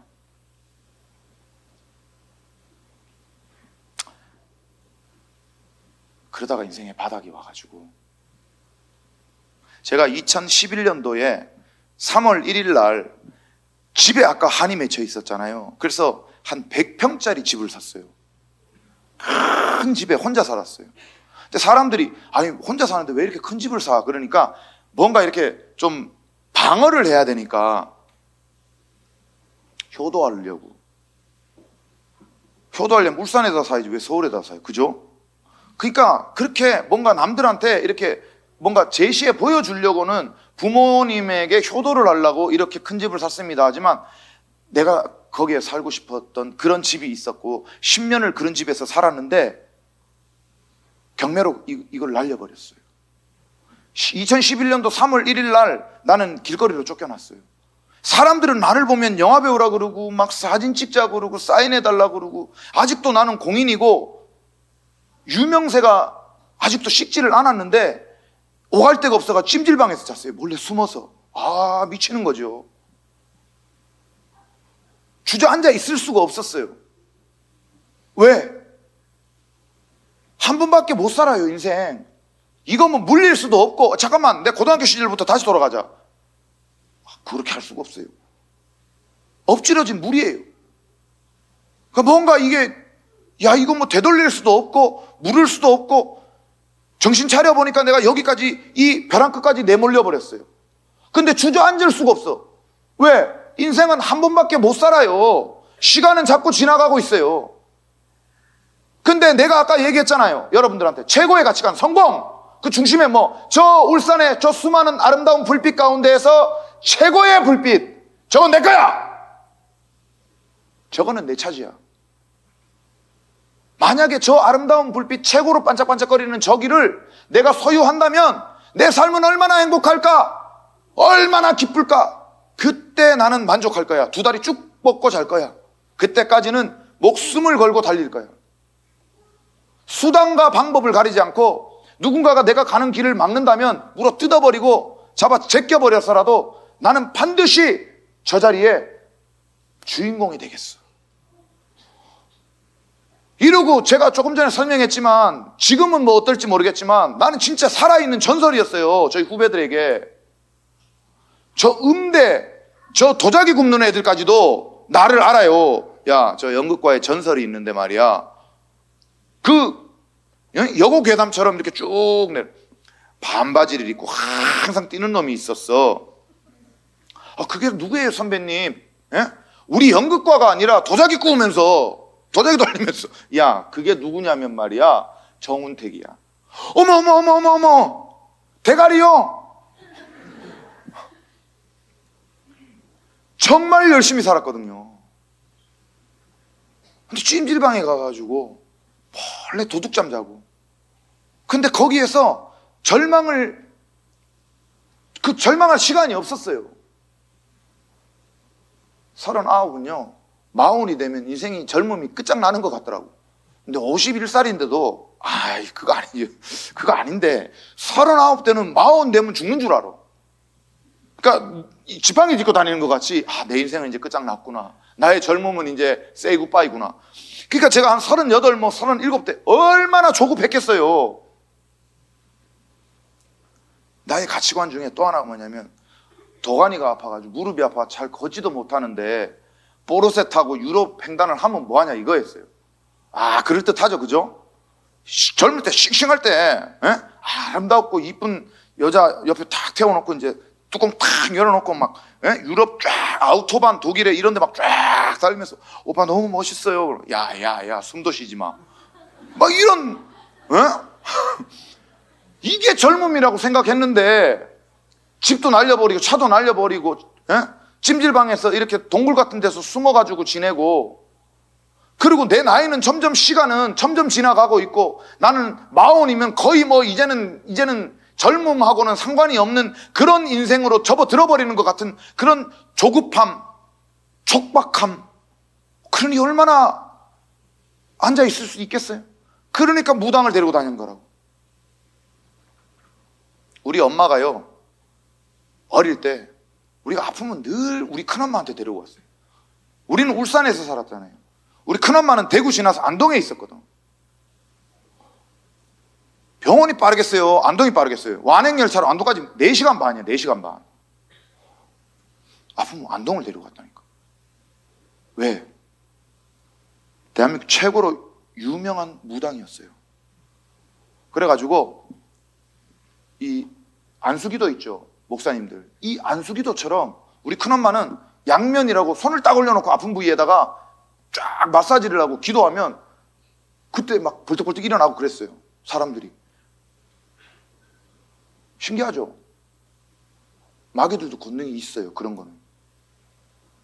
우리 큰엄마가 그랬어요. 그러니까 우리 엄마는 아프면 우리 데리고 안동으로 갔어요. 그리고 1월 1일이면 여러분 강대상을 사모하잖아요, 그죠? 금요철야 특히 막 끝나고 기도할 때 막 쫙 하잖아요. 여기 와가지고. 안 합니까? 나만 했나? 우리 큰엄마 1월 1일 딱 되면 그 큰 집에 거실에 삥 둘러 앉아가지고 바깥사탕 딱 들고 앉아. 왜냐면 귀신한테 전 보는 거예요. 그 우리 엄마나 우리 집안 전체는 다 거기에 이제 젖어 있었어요. 그 나는 어떻게 했습니까? 인생이 그렇게 바닥을 빡 치니까 의지할 대상이 누구겠어요? 우상이에요, 우상. 내 힘으로는 안 되겠는 거예요, 이제. 고등학교 때 참 힘으로 뭔가 한번 참 아름다운 불빛을 내 것으로 한번 이루어 버리라고 했는데 앞에 115kg짜리가 100m 11초 뛰는 놈이 나를 탁 깔아맞고 나를 더 이상 전진을 못하게 만들어 버려서 절망하고 포기하고, 그리고 연예인이 돼야 되겠다. 그래서 성공해야 되겠다. 그래가지고 가장 높은 최고의 자리에 서야 되겠다. 그래서 저 불빛의 주인공이 내가 돼야 되겠다. 이렇게 마음을 먹고 목숨을 걸고 정말 열심히 달려왔건만 뒤를 돌아보니 다 날리고, 그때는 정말 내가 옳은 선택을 하고 옳은 판단을 하고 최고의 진짜 신중하게 생각을 하고 결정을 하고 했던 모든 것들이 다 미스였고 실수였고, 돌이켜보니까 나는 하나도 없는 거지가 돼버린 거예요. 그런데 이제 내 힘으로는 다시 저기서부터 여기까지 달려올 힘이 없어요. 자신도 없고. 그러니 뭐를 하겠습니까? 본능적으로 의지할 대상을 찾아가는 거죠. 성공을 위해서, 내 가치관을 위해서. 그래서 무당을 찾아갔어. 당신이 권능이 있냐? 작두를 타봐라. 못 봤죠, 여러분들은? 시퍼렇게 날이 선 이만한 작두를요 맨발로 타요. 거기에 보통 돼지들이 몇 킬로씩 200kg씩 나가잖아요. 30층 팍 들어 빡 꼽아요. 대나무 한 15m 되는 거를 팍 뛰어요. 그 위에서. 눈 돌아가지. 우리 막내가 제가 이렇게 딱 해서 기도했을 때 눈 돌아갔잖아요. 눈 돌아가지. 인정. 스톱. 인정. 당신 인정. 내가 이제 배팅 할게요. 당신의 그 신이 내 성공을 위해서 나를 돕는다면 나 버는 모든 수익금의 반을 뚝 잘라가지고 당신에게 내가 보답하리다. 우리 동업합시다. 어떻게 됐겠어요? 그래가지고 태백산에 가가지고 맨날 비가 오나 눈이 오나 꼭대기 올라가가지고 빌고, 자, 강원도 태백 있죠? 가지 마세요. 가라고 얘기하는 거 아니에요. 그런 어느 날 KBS에서 드라마 제의가 들어왔어요. 어떤 마음이 들겠어요? 와, 이놈 진짜네. 이 진짜 능력 세네. 우리 엄마가 어느 날 암이 걸렸어요. 왜냐하면 자식이 몰락을 하니까 그걸 옆에서 보면서 절에 가가지고 얼마나 목숨을 걸고 기도했지 않겠습니까? 내 때까지는 이 가난을 내가 인정할게요. 이놈 팔자. 가난, 이 저주 같은 가난, 나의 대까지는 나는 운명으로 받아들이겠습니다. 그런데 내 자식들한테만은 이거 대물림이 안 됩니다. 죽기 살기로 내 기도하고 내 정성을 보일 테니까 부처님 제발 좀 막아주십시오. 내 자식들은 잘 되게 해주세요라고 비가 오나 눈이 오나 가가지고 앉았다가 일어났다가 앉았다가 일어났다가 그렇게 정성치성을 들였는데 내 자식이 지금 완전히 내리막 타가 바박 끼고 있고, 그러니 우리 엄마 눈이 돌겠어요, 안 돌겠어요? 그 스트레스를 어디에서, 암이 걸려버렸어요. 암이 걸려버린 우리 엄마를 데리고 내가 태백산을 간 거예요. 아산병원으로 가야 되는데, 예? 태백산으로 간 거예요. 검령소라는, 벌써 이름 봐봐요. 검령소. 예? 검은 용이에요, 검은 용. 조그마한 물 웅덩이가 있어요. 이게 한강의 발원지예요. 하루에 물이 3,000톤씩 막 솟아나요. 여기 어마어마해요. 요만해요. 여기에서 물이 올라와서 이게 한강이 되는 거예요. 거기에 전설이 있어요. 물은 예수님입니다. 또 거기 가면 안 돼요. 제가 막 이렇게 가다가 어느 순간 깜빡하고 다른 얘기로 넘어가 버리니까 어떤 분은 그 검령소 좋은 줄 알고 거기 가는 분이 간혹 있더라고요. 그럼 안 돼요. 물은 예수님입니다. 생명수는. 다 이 마귀들이 그거를 살짝 컨닝해가지고 이상하게 전설로 만들어요. 그래서 저 검령소 물은 소원을 들어준대, 막 이런 전설을 만들어요. 우리 엄마를 데리고 가 그 물을 떠가지고 막 우리 엄마를 먹이고 그랬어요. 제가 태백산 꼭대기 해가지고 막 빌고 우상들한테 목숨을 걸고 여러분, 이 얘기를 제가 지금 이렇게 왜 하느냐면 하나만 더 하고 요거의 정리를 해줄게요. 내 친구가 한 명 있어요. 금수저예요, 금수저. 중학교 친구인데 쭉 사회까지 연결이 된 유일한 금수저 공부 잘하는 애가 있어요. 왜냐하면 내가 마치 뭔가 표지판 하나를 바다 가면은 왜 수평과 뭐 기평과 여기 하나 올라와 있잖아요. 방향을 보여주는 거. 이게 없으면 내가 내 인생이 너무 빗나가겠더라고. 그러니까 얘를 하나를 딱 세워놓은 거예요. 그러니까 모범적인 애들. 그러니까 저 나이 때 스튜던트들은 어떻게 살아야 되고 이렇게 딱 해야 내가 너무 나갔구나 하면서 이렇게 또 재정비하고 뭐 그런 내 친구가 한 명이 있었어요. 정말 얘는 모범생이고 법 없이도 살고 착하고 똑똑하고 공부 잘하고. 얘도 서울로 올라왔어요. 피자 사업을 하다가 착하고 똑똑하니까 안 떠맡아도 될 모든 거를 떠맡고 막 이렇게 하다가 이놈이 너무너무 힘들어가지고 제가 내리막을 타면서 얘도 내리막을 타더라고. 그러니까 누구한테 착하니까 얘기를 한 번도 해본 적이 없어요. 얘는 늘 금수저고 늘 리더였으니까 내가 이렇게 힘들고 내 인생이 지금 이렇게 코너에 몰려있고 내가 이거 지금 이 무게를 감당하기가 힘들다 얘기를 안 한 거예요. 그러다가 어느 날 슬쩍 흘렸어요. 울산에 내 친구의 아버지가 돌아가셔가지고 저 언양 쪽에 어디 가면 화장터 장례식장이 있잖아요. 얘랑 나랑 둘이 내려왔다가 올라가는데 인생이 얼마나 피곤했으면 조수석에 앉아가지고 껌뻑껌뻑 졸더라고. 그러면서 처음으로 툭 고백을 하더라고요. 뭐냐면 너는 그 힘든 시기를 어떻게 버텼냐? 그래서 제가 이제 야 하나님 살아계시다. 뭐 이거 이외에는 네가 얘기를 해도 못 알아듣는다. 피곤하고 귀찮잖아요. 여러분들은 지금 웃지만 나는 죽을 때까지 그때를 못 잊어요. 왜냐면 얘는 너무 절박해서 저한테 물었고, 그러니까 나 좀 살려줘였던 것 같아요. 졸더라고, 자더라고. 그래가지고 제가 저기 서울에 가가지고 강남에 가서 회를 사줬어요. 소주만 먹더라고, 빈속에. 그리고 그때 금요일이에요. 제가 섬기는 교회를 가서 야 같이 예배 드리자 그랬더니 나는 지금 마감해야 되고 우리 매장 정리해야 되고 내가 다음에 꼭 올게. 근데 그 친구 그날 마지막이었어. 그 다음 주에 전화가 왔어요. 자살했어. 나는 너무너무 충격이었어요. 중학교 졸업식인데 못된 놈들은 계란 던지고 밀가루 뿌리고 난리 나요. 근데 이 공부 잘하는 모범생들은 그런 거를 경멸하거든요. 우리끼리 그냥 밀가루 던지고 해야 되는데 나는 얘가 내 좌표잖아요. 그러니까 졸업을 축하한다라는 의미로 밀가루를 뿌리고 계란을 던졌어. 얘네 엄마가 와가지고 막 울고 난리가 났어요. 왜냐면 우리 아들이 왜 이렇게 나쁜 길로 가는지. 아들아, 그래가지고 얘가 엄마 나 그런 적 없다고, 엄마가 생각하는 그런 나쁜 사람 아니야, 나 나쁜 행동한 거 아니야. 야 이놈 새끼야, 근데 네가 왜 저런 놈들처럼 밀가루 던지고 막 이 계란 이렇게 하는 거야. 엄마를 데리고 와가지고 야 운태가 네가 야 우리 엄마 야 얘기 좀 해줘. 그래 내가 어머니 아무개는요 공부 잘 열심히 하고 금수저입니다. 근데 제가 그냥 얘 친구인데 어머 왜 너 같은 애가 종이 친구니. 앞으로 삐삐 안 칠게요. 어머니 제가 잘못했습니다. 제가 그냥 졸업 축하한다고 이렇게 했습니다. 얘는 뭐 공부 잘하고 반듯하게 걸어가고 있습니다. 항상 모범생이었어요. 고등학교, 대학교, 직장에 나와서도 항상 얘는 최고였고, 우리 여기 친구들끼리 이렇게 모여도 얘는 늘 최고로 착하고 최고로 얘는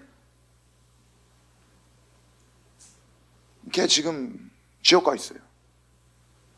내 가치관이 다 무너져 버렸던, 우리가 이 땅, 이 세상을 살아감에 있어서 우리가 최고로 치는 가치관 중에 하나가 공부잖아요. 좋은 고등학교, 얘 최고로 좋은 고등학교, 학성고등학교. 지금 뭐 뺑뺑인지 모르겠지만 우리 때는 시험 쳐가지고 왔어요. 좋은 대학 가고 남보다 먼저 서울로 진출해가지고 남보다 더 큰 비즈니스 하고, 그게 다가 아니더라고. 저도 2015년 8월 말에 서울의 강남이라는 곳이 있어요. 그 강남역 지하철역 앞에 보면은 큰 교보타워가 있는데 그 앞에서 대리기사 때렸다가 이제 완전 인생이 전문 용어로 나가리가 돼버렸어요. 이제 뭐 소망이 다 끊어져 버렸어요. 그때 귀신이 속삭이더라고. 야 죽으면 돼. 왜냐면 내 마음에 뭐냐면, 그러니까 이게 귀신이 있어요 여러분. 공기가 있듯이 지구 중력이 있듯이 반드시 우리의 삶을 회방하고 우리의 삶을 잘못되게 속이는 그 영적인 존재들이 반드시 있어요. 얘네가 회방을 놔요. 속이고.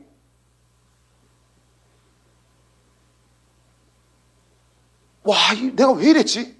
내가 왜 그렇게 술을 정신줄 놓고 먹고, 내가 왜 그렇게 대리기사님을 때렸지? 이야, 근데 이미 돌이키기에는, 후회하기에는 이미 벌써 물이 다 엎질러져 버렸어요. 어떻게 해야 되나? 집에 불도 못 켜겠어. 어떻게 해야 되나? 어떻게 해야 되나? 누구한테 얘기하지? 얘기할 대상도 없어요. 동, 서, 남, 북 다 막혔어. 탈출구가 없어요. 이 상황에. 그때 옆에 와가지고 뭐라 그러느냐? 죽으면 돼. 마치 그 얘기가 어떻게 들리냐면, 야 죽으면 있잖아, 판때기 새로 깔고 새로 시작하는 거야. 판 새로 시작해. 새로 깔어. 지금 이 판은 조졌잖아. 아 그지? 근데 이 사후세계에 대한 확신이 안 들어요. 여러분들이 지금 하나님께서 여러분들에게 드리는 이 은혜처럼 저에게도 그런 은혜가 있었나 봐요. 불안한 거예요. 그게 하나님의 은혜였어요. 그때 하나님이 저에게 손을 내미시고 찾아오셨어요. 저는 9년을요 이 온양 순복음교회 물맷돌 교회도 왔지만 십자가 복음만 전했어요. 미친 듯이. 내 삶을 뒤집어 버렸으니까. 나는 모든 걸 다 경험했어요. 대통령 선거에 영화 담당 대책위원장이었어요. 선거 대책 대통령. 내가 밀던 후보가 대통령이 돼버렸어요.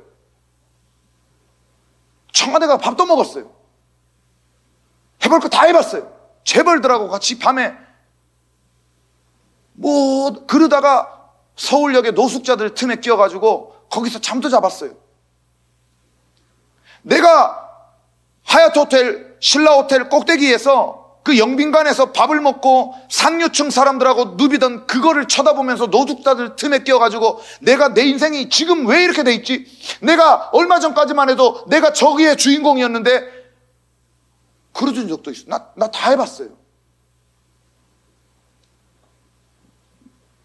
딱 죽으려고 하던 그때 하나님의 강한 오른손이 저를 딱 붙들고 저를 살리고 구원해 하셨으니까 그거를 내가 너무나도 뜨겁게, 우리 안호성 목사님도 뜨겁게 만났거든요. 저분도 뭐 거의 뭐 시체실 갈 뻔했거든요.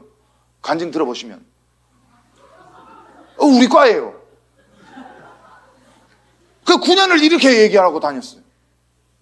근데 어느 날 가을 부흥회를 하는데 대한민국 최고의 부흥사, 그러니까 우리 그 교계 가장 어른이 원로 목사인 교회를 갔는데 얼마나 긴장을 하겠어요.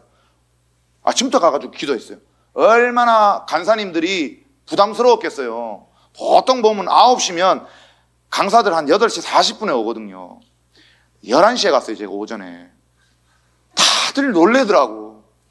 그 아들 담임 목사님은 집에 있다가 쉬겨야 되는데 깜짝 놀래. 강사 왔다 그러니까 위에는 양복 입고 밑에는 면바지 입고 왔더라고. 아니, 왜 이렇게 일찍 오셨냐고. 왜냐면은 부르짖으려고요. 제가 예전에 여기 왔을 때도 하루 먼저 왔어요, 그때는. 여기 꼭상 올라가 더워 죽겠는데 주야! 그러고 기도하고.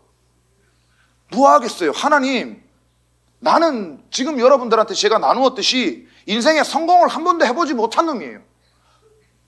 내가 생각할 때는 어떤 분야에서든 그 분야를 딱 마주보고 마주할 때는 내가 최고다라는 그러한 자신감도 있었었는데 막상 들어가서 보면은, 뚜껑을 열고 보면은 나는 늘 실패했고 패배자였고 한 번도 성공을 못 해봤어요.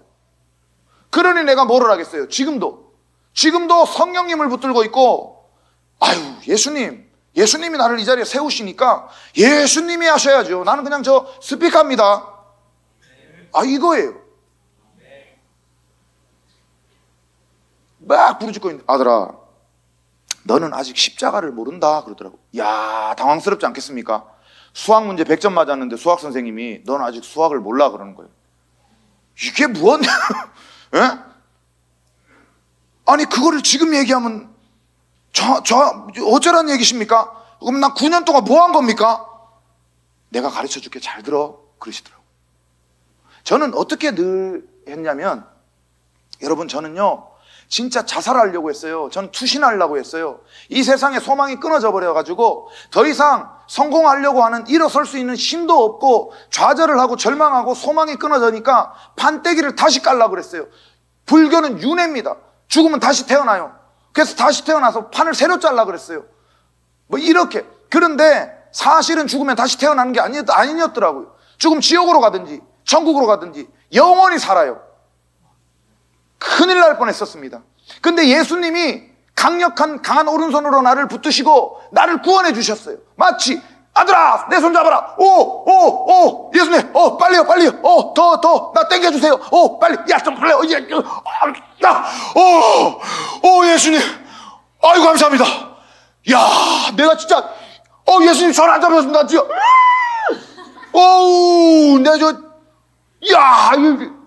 예수님 감사. 와, 나 이거 어떻게 갚아야 됩니까? 이 은혜를. 야, 너 이 땅에서 이제 내가 부르는 동안 너 돌아다니면서 나 증거해. 중상! 쫙 돌아다니면서 십자가 복음입니다. 예? 내가 죽으려고 그랬는데 박하는, 야, 딱 잡아. 너무 안 됩니다. 땡기세요, 빨리. 야, 힘들다. 야, 너 왜 이렇게 뚱뚱한, 빨리 땡기라니까요. 그래서 여러분, 죽다가 살았습니다. 죽을 뻔했습니다. 이랬거든요. 그게 아니라는 거예요. 이건 뭐 거의 멘붕 아니겠습니까? 그죠? 앉아서 울었어요. 아니, 잠깐만요. 나는 여기서도 안 됩니까? 예? 아니, 내가 지금까지 2인자 컴플렉스 때문에, 내 이 보고만 하는, 진짜로 하나님, 내 예수님 알잖아. 내 처음에는 만났는데 아드님 좀 나와 있어. 야, 정신 사납게 자꾸 와가지고 그러지 마시고, 근데 아버지 만나야 되니 자꾸 아들 내보내고, 아버지 자꾸 그러실래요? 예? 부르실 때는 언제고? 예? 복 주신다면서요. 평창동에 집 120평짜리 사놨는데, 예? 중도금 달라고 부동산에서 아줌마가 전화 오는데, 아니, 왜 이런 얘기만 하면은 자꾸 아드님 내보내세요? 내가 그랬거든요.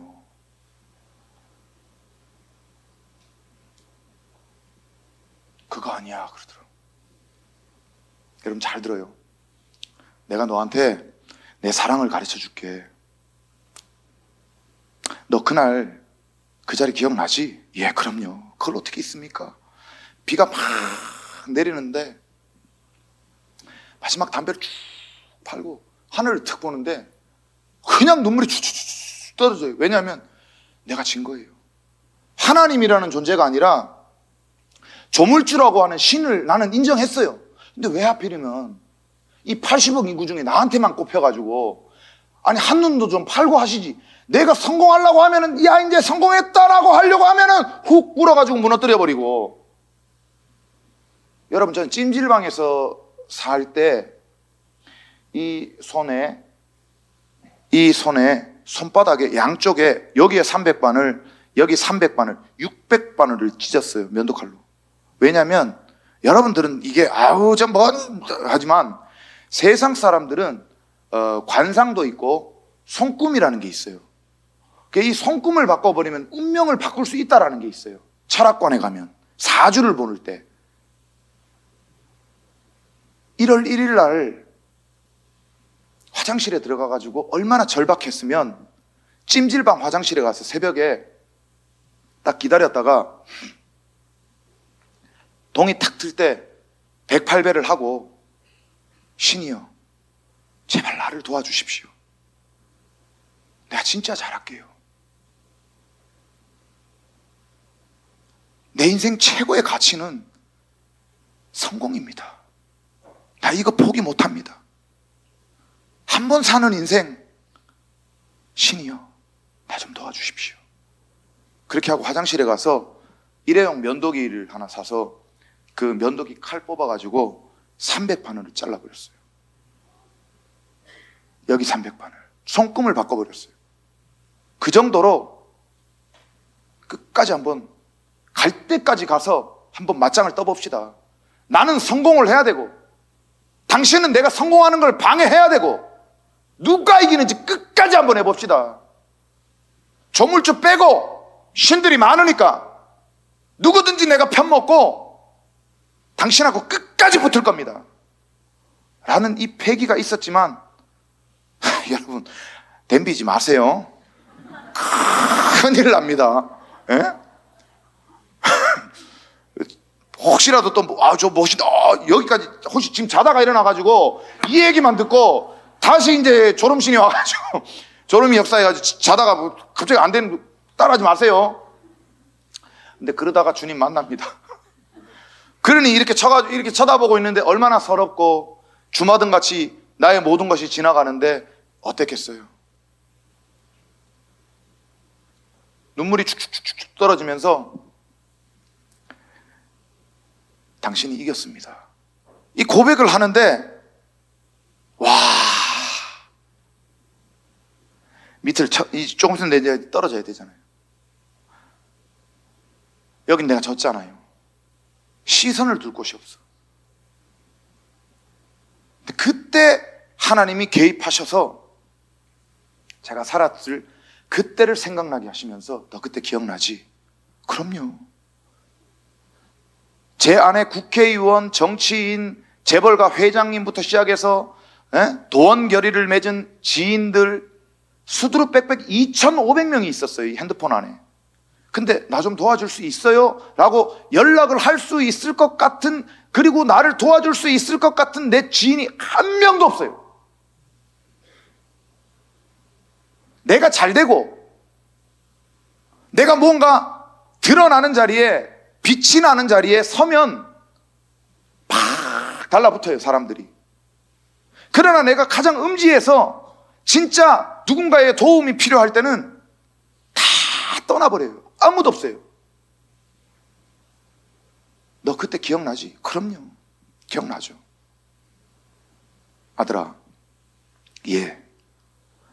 죄는 반드시 대가를 치러야 돼. 그렇죠.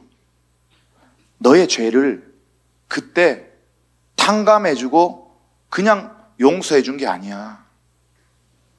이러지도 저러지도 못하고 죽지도 살지도 못한 그때 네 대신 너를, 아들아, 두려워하지 마. 떨지 마. 괜찮아. 잠깐 나와봐. 하고 너를 옆으로 비껴 세워놓고 그때 너 대신 내가 죽었다. 내가 그곳에서 죽었다. 여러분, 이게 같은 얘기 같죠? 얼마나 울었는지 몰라요, 진짜로. 펑펑 울었어요. 왜 나 때문에요? 왜? 저 십자가가 관념이다가 이제 진짜가 됐어요. 우리 엄마가 암일 때 울산으로 내려오는 길에 저 서울 경기도 광주를 지나는데 곤지암이라는 곳이 있어요. 그걸 지나는데 차 안에서 실로암이라는 찬양이 흘러나오는 거예요. 근데 그때 하나님이 은혜를 쏟아 부어버리시더라고요. 지금도 아마 여러분들 안에 성령님이 역사하고 계실 겁니다. 아들아, 예, 내가 너를 반드시 회복을 시켜서 네가 왔던 곳으로 너를 다시 돌려보낼 거야. 그때 중언부언하지 말고 내 영광을 가로채는 내 자녀들이 너무 많아. 난 너무 마음이 아파. 나에게 영광을 안 줘서가 아니라 걔네 시선이 세상의 저 아름다운 빛으로 뺏겨버렸어. 나를 보지를 않는다. 난 이게 너무 마음이 아파. 네가 이 실로암을 조용히 나를 위해서 불러줄 수 있겠니? 얼마나 울었는지 몰라요. 알겠습니다 하면서 울다가 운전을 못 해가지고 졸음 쉼터에다가 세워놓고 거기에 무릎 꿇고 올라가가지고 복귀할 준비했죠. 제가 3개월이 지나도 6개월이 지나도 우리 하나님은 하나님이에요. 1년이 지나도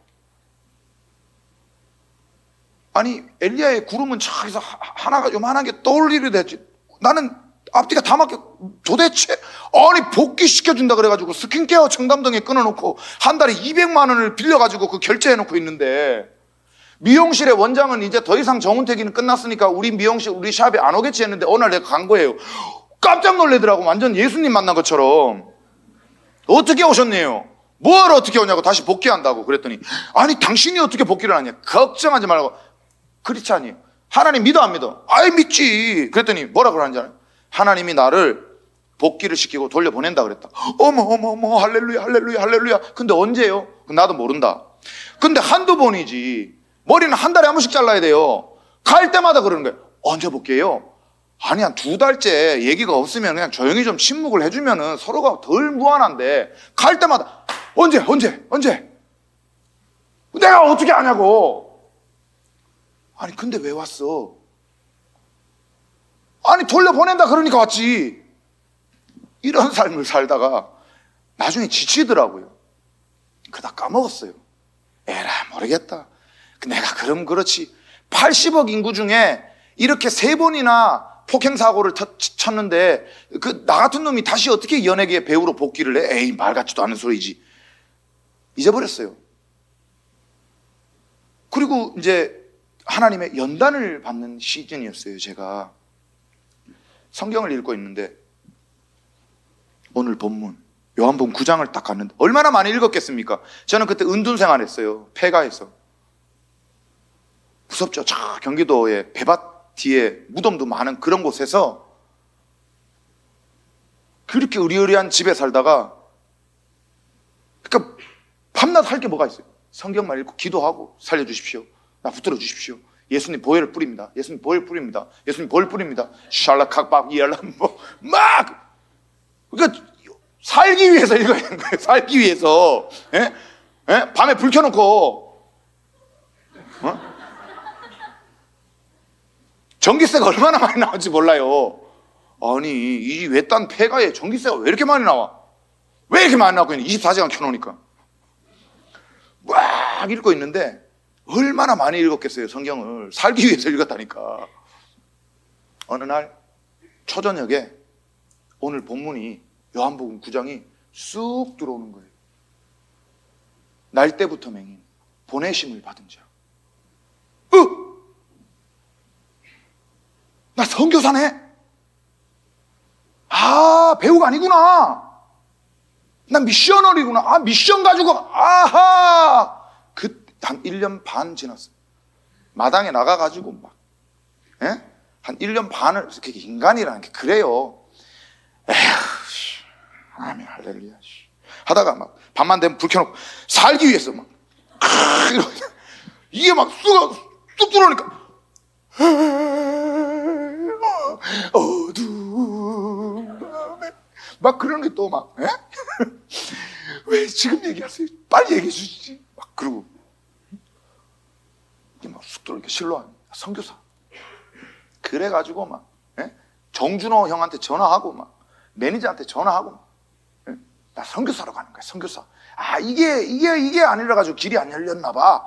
아, 뭐 영화 준비하는 거 없어요? 그랬더니 또 때마침 정트리오가, 야, 두사부일체 시리즈를 준비하고 있어. 뭐 다 기독교가 아니니까 이 영상을 볼 일이 없으니까 이제 나눌게요. 나 때문에 영화를 못 들어갔어요. 왜냐하면 하나님은 하나님의 목적을 이루기 위해서 막아버리거든요.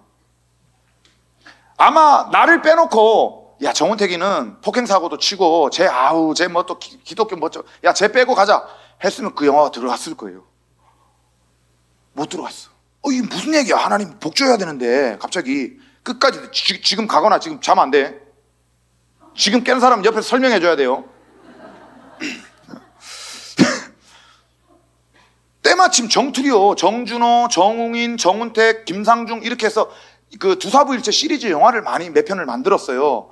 거기서 새로운 뉴 버전을 준비하고 있는 거예요. 아, 이거구나. 그래가지고 적극적으로 또 동참을 했죠. 예? 먼저 출연료도 달라 그래가지고 장가도 가고 막. 예? 그러니까 거기서도 당연히 들어갈 줄 알고 쳤죠. 못 들어갔어요. 왜? 하나님의 목적은 그게 아니었더라고. 뭐야, 그죠? 답답해서 기도원에 갔어요. 누가 그러더라고. 기도원에 가보라고. 왜요? 기도원은 하나님하고 직통으로 만나는 데라고. 깝깝하고, 예? 아리까리 할 때는 기도원 가야 된다고. 근데 생명 걸고 뭐 달라붙고 막 들이대는 건 전문인데, 그럼 기도원을 간 거예요. 1월 1일 되면 항상 저 바닷가 가가지고, 예? 요 간절 곳 있죠? 제일 좋은 자리에 밤새도록 애들 보내가, 동생들 보내가지고 돗자리 깔고 앉아있어라. 그리고 해 뜰 때 제일 명당에 제가 늘 앉아가지고 딱 늘 하던 그 모든 것들을 이제 할 수가 없잖아요. 1월 1일만 되면 허전했는데 잘 된 거지. 기도원에 딱 가서 내가 승부를 봐야 되겠다. 그 기도구를 딱 들어갔어요. 갑자기 들어가가지고 주여 하는데 요 정수리 앞에 하얀 LED 불빛보다 더 밝은 십자가가 탁 서는 거예요. 무서워가지고 막 사도신경을 얼마나 큰 소리로 외쳤는지 몰라요. 저는 가서 천지를 만드시 하나를 만드시, 왜? 너무 무서워가지고. 가만히 생각하니까 십자가는 우리 편이잖아요. 그 눈을 딱 떴어요. 잠깐만, 누구시지? 그 순간 내 안에서 하나님이다. 그래가지고 막, 잠깐만요, 가지 마십시오. 예? 내가 지금 묻고 싶은 게 너무 많아요. 나 어떻게 해야 됩니까? 나 어디로 가야 됩니까? 나 이제 뭐 해야 돼요? 가지 마세요 하는데 하나님은 가지 말라고 그러지 마세요. 그럼 가요. 가만히 있으면 안 갈지도 몰라요. 싹 사라지는 거예요, 십자가가. 예? 막 발버둥을 쳤어요. 막 가지 말라고. 예? 왜 가시냐고. 얼마나 답답했겠어요, 제가. 근데 마음에, 아들아, 나는 아까도 여기 있었고, 나는 지금도 여기 있고, 나는 앞으로도 너하고 여기 함께 있을 거야. 그러니까 얘기해. 나는 네가 지금처럼 그렇게 막 불상 보고 뭐 눈으로 확인하고 그런 존재가 아니야. 얘기해. 나는 늘 너하고 함께 있다. 오늘 처음 이렇게 나오신 청년들도 이 메시지가 여러분들한테 주님께서 드리는 메시지로 받으시기를 축원드립니다. 네? 여러분들의 십자가를 여러분들도 만나고 경험할 겁니다. 얼마나 기쁜지. 제가 백상예술대상 받았을 때 막 트로피 들고 막 왜 내가 그 마음이 없지? 막 트로피 들고 막 이러다가 버려버렸거든요. 이놈의 쇳덩어리 때문에 내가 이렇게 한 게 아닌데, 내가 친구로 스타가 됐을 때 세상이 다 변했어요. 근데 나는 안 변했어요. 나는 늘 목이 마르고, 나는 늘 공허했고, 나는 늘 불만족했고, 나는 늘 불평이었고. 근데 그 기도굴에서 나왔는데 내가 변한 게 아무것도 없잖아요. 상황이 나아진 것도 없어요. 뭐 집을 다시 돌려받은 것도 없고 명예가 회복된 것도 없는데 내 안에 기쁨이 넘치는 거예요. 그러면서 막 하늘 쳐다보면서 하나님 이 생명 걷어가십시오. 내가 바울과 같은 순교하겠습니다. 그러다가 잠깐만 이건 아니고요. 막 그 기쁨에 내가 변해버렸어요. 그러면서 그때부터 내가 실로암의 축복을 배우고 가르침받고 배우기 시작했더라고요. 제가 10년 됐다 그랬잖아요. 신학교도 졸업하고. 제 멘토가 좀 꽤 유명하신 목사님이에요. 인천에서 너 그렇게 그 선교회 세우고 뭐 그렇게 자꾸 그리고 찌질 궁상 떨지 말고 빨리 이제 들어와. 그래서 목회 준비해. 이 교회 가서 부교역자로 여기 있어. 그리고 이렇게 개척시켜줄게. 예, 알겠습니다. 더 이상 불순종하면 안 되겠더라고. 가가지고 늘 새벽에 나가서 강대상에서 기도하고 교역자들 모아놓고 예배 드리고 어느 날 야 아들아 이제 때가 됐다 가라 그런 거예요. 어땠겠어요? 굉장히 당황스럽지. 성도들 다 내보냈거든요. 그럼 나는 이제 문화사역이고 뭐고 나 이제 인천으로 가서 나 이제 새 삶을 살아야 되겠다 그러고 나 이제 목회 지금 그냥 평범한 목회 개척 준비하고 나 이거 목사로서 나 이 길 걸어갑니다. 자, say goodbye. 나 따라오지 마요. 했는데 이제 때가 됐다. 네가 왔던 곳으로 돌아가라. 당황하겠어요? 안 하겠어요? 무릎을 꿇고 기도하다가 무릎을 폈어요. 잠깐만요. 자, 다른 거는 다 내가 순종하고 내가 진짜 다 받아들이겠는데 아무도 없는 이만한 예배당에 혼자 강대상 앞에서 중얼중얼 40분을 이건 진짜 너무하신 거 아닙니까? 아니 나는 전투력이 없어요. 내가 왜 가야 됩니까? 사실은 내가 연예계로 돌아가려고 했을 때 나에게는 그 배우로서 주목을 받고 박수를 받고 또 명예가 따르고 권세가 따르고 부가 따르는 것들을 내가 누리고 싶었던 거예요. 근데 이거를 안 들키려고 마치 내가 큰 집을 살 때 우리 부모님, 우리 아버지를 방패막이로 쓱 내밀었잖아요. 근데 저 효도하려고 이렇게 큰 집을 샀습니다. 한 것처럼 나는 그대로 세상에 그 아름다움과 부와 성공에 대한 그 만족과 쾌감과 이런 모든 것들을 누리기 위해서 내가 그 중심을 가지고 문을 두드리고 글로 걸어가려고 하면서 명분은 예수님 먼저 가셔야죠. 그러나 먼저 가게끔 안 만들고 늘 여기서 오시면 안 됩니다. 꼭 계시 있어. 꼭 가만히 계시 있어. 내가 일단 여기 쭉 꼭 계시 있어. 나면 안 됩니다. 할렐루야. 이랬던 거예요. 근데 십자가를 하나님께서 성령님께서 가르쳐주면 가르쳐줄수록 이것들이 다 없어져 버리는 거예요. 그리고 제가 아까 얘기했죠. 저기 울산 시내에서 가장 아름답고 가장 찬란하게 빛나는 저곳 내 것이 반드시 내 것으로 내가 만들어 버릴 거라고. 없어져 버렸어요. 왜냐하면 저거 가짜인 걸 알거든요. 여러분들이 오늘 물놀이 즐겼던 저 워터파크가 똑같은 거예요. 저거 내 거 아니에요. 근데 뭐가 내 거냐? 진짜 생명의 빛, 영광. 이게 이제 내 거예요. 이걸 알았는데 가겠어요? 안 간다고 빡빡 우기려고 그러다가 여러분 하나님 앞에 우기면 밟힙니다. 그래서 갔어요. 제가 이 말씀을 왜 마지막 마무리로 이거를 드리느냐? 실로암. 이 맹인이 그냥 세상을 못 보던 이 불편함이 예수님이 실로암 가서 씻으라 그러니까 눈을 떴다가 이 맹인으로 이렇게 살다가 눈을 뜬 게 아니에요. 어둠이었다가 빛을 본 거예요. 보지 못하는 자였다가 예수 그리스도를 보게 된 거예요.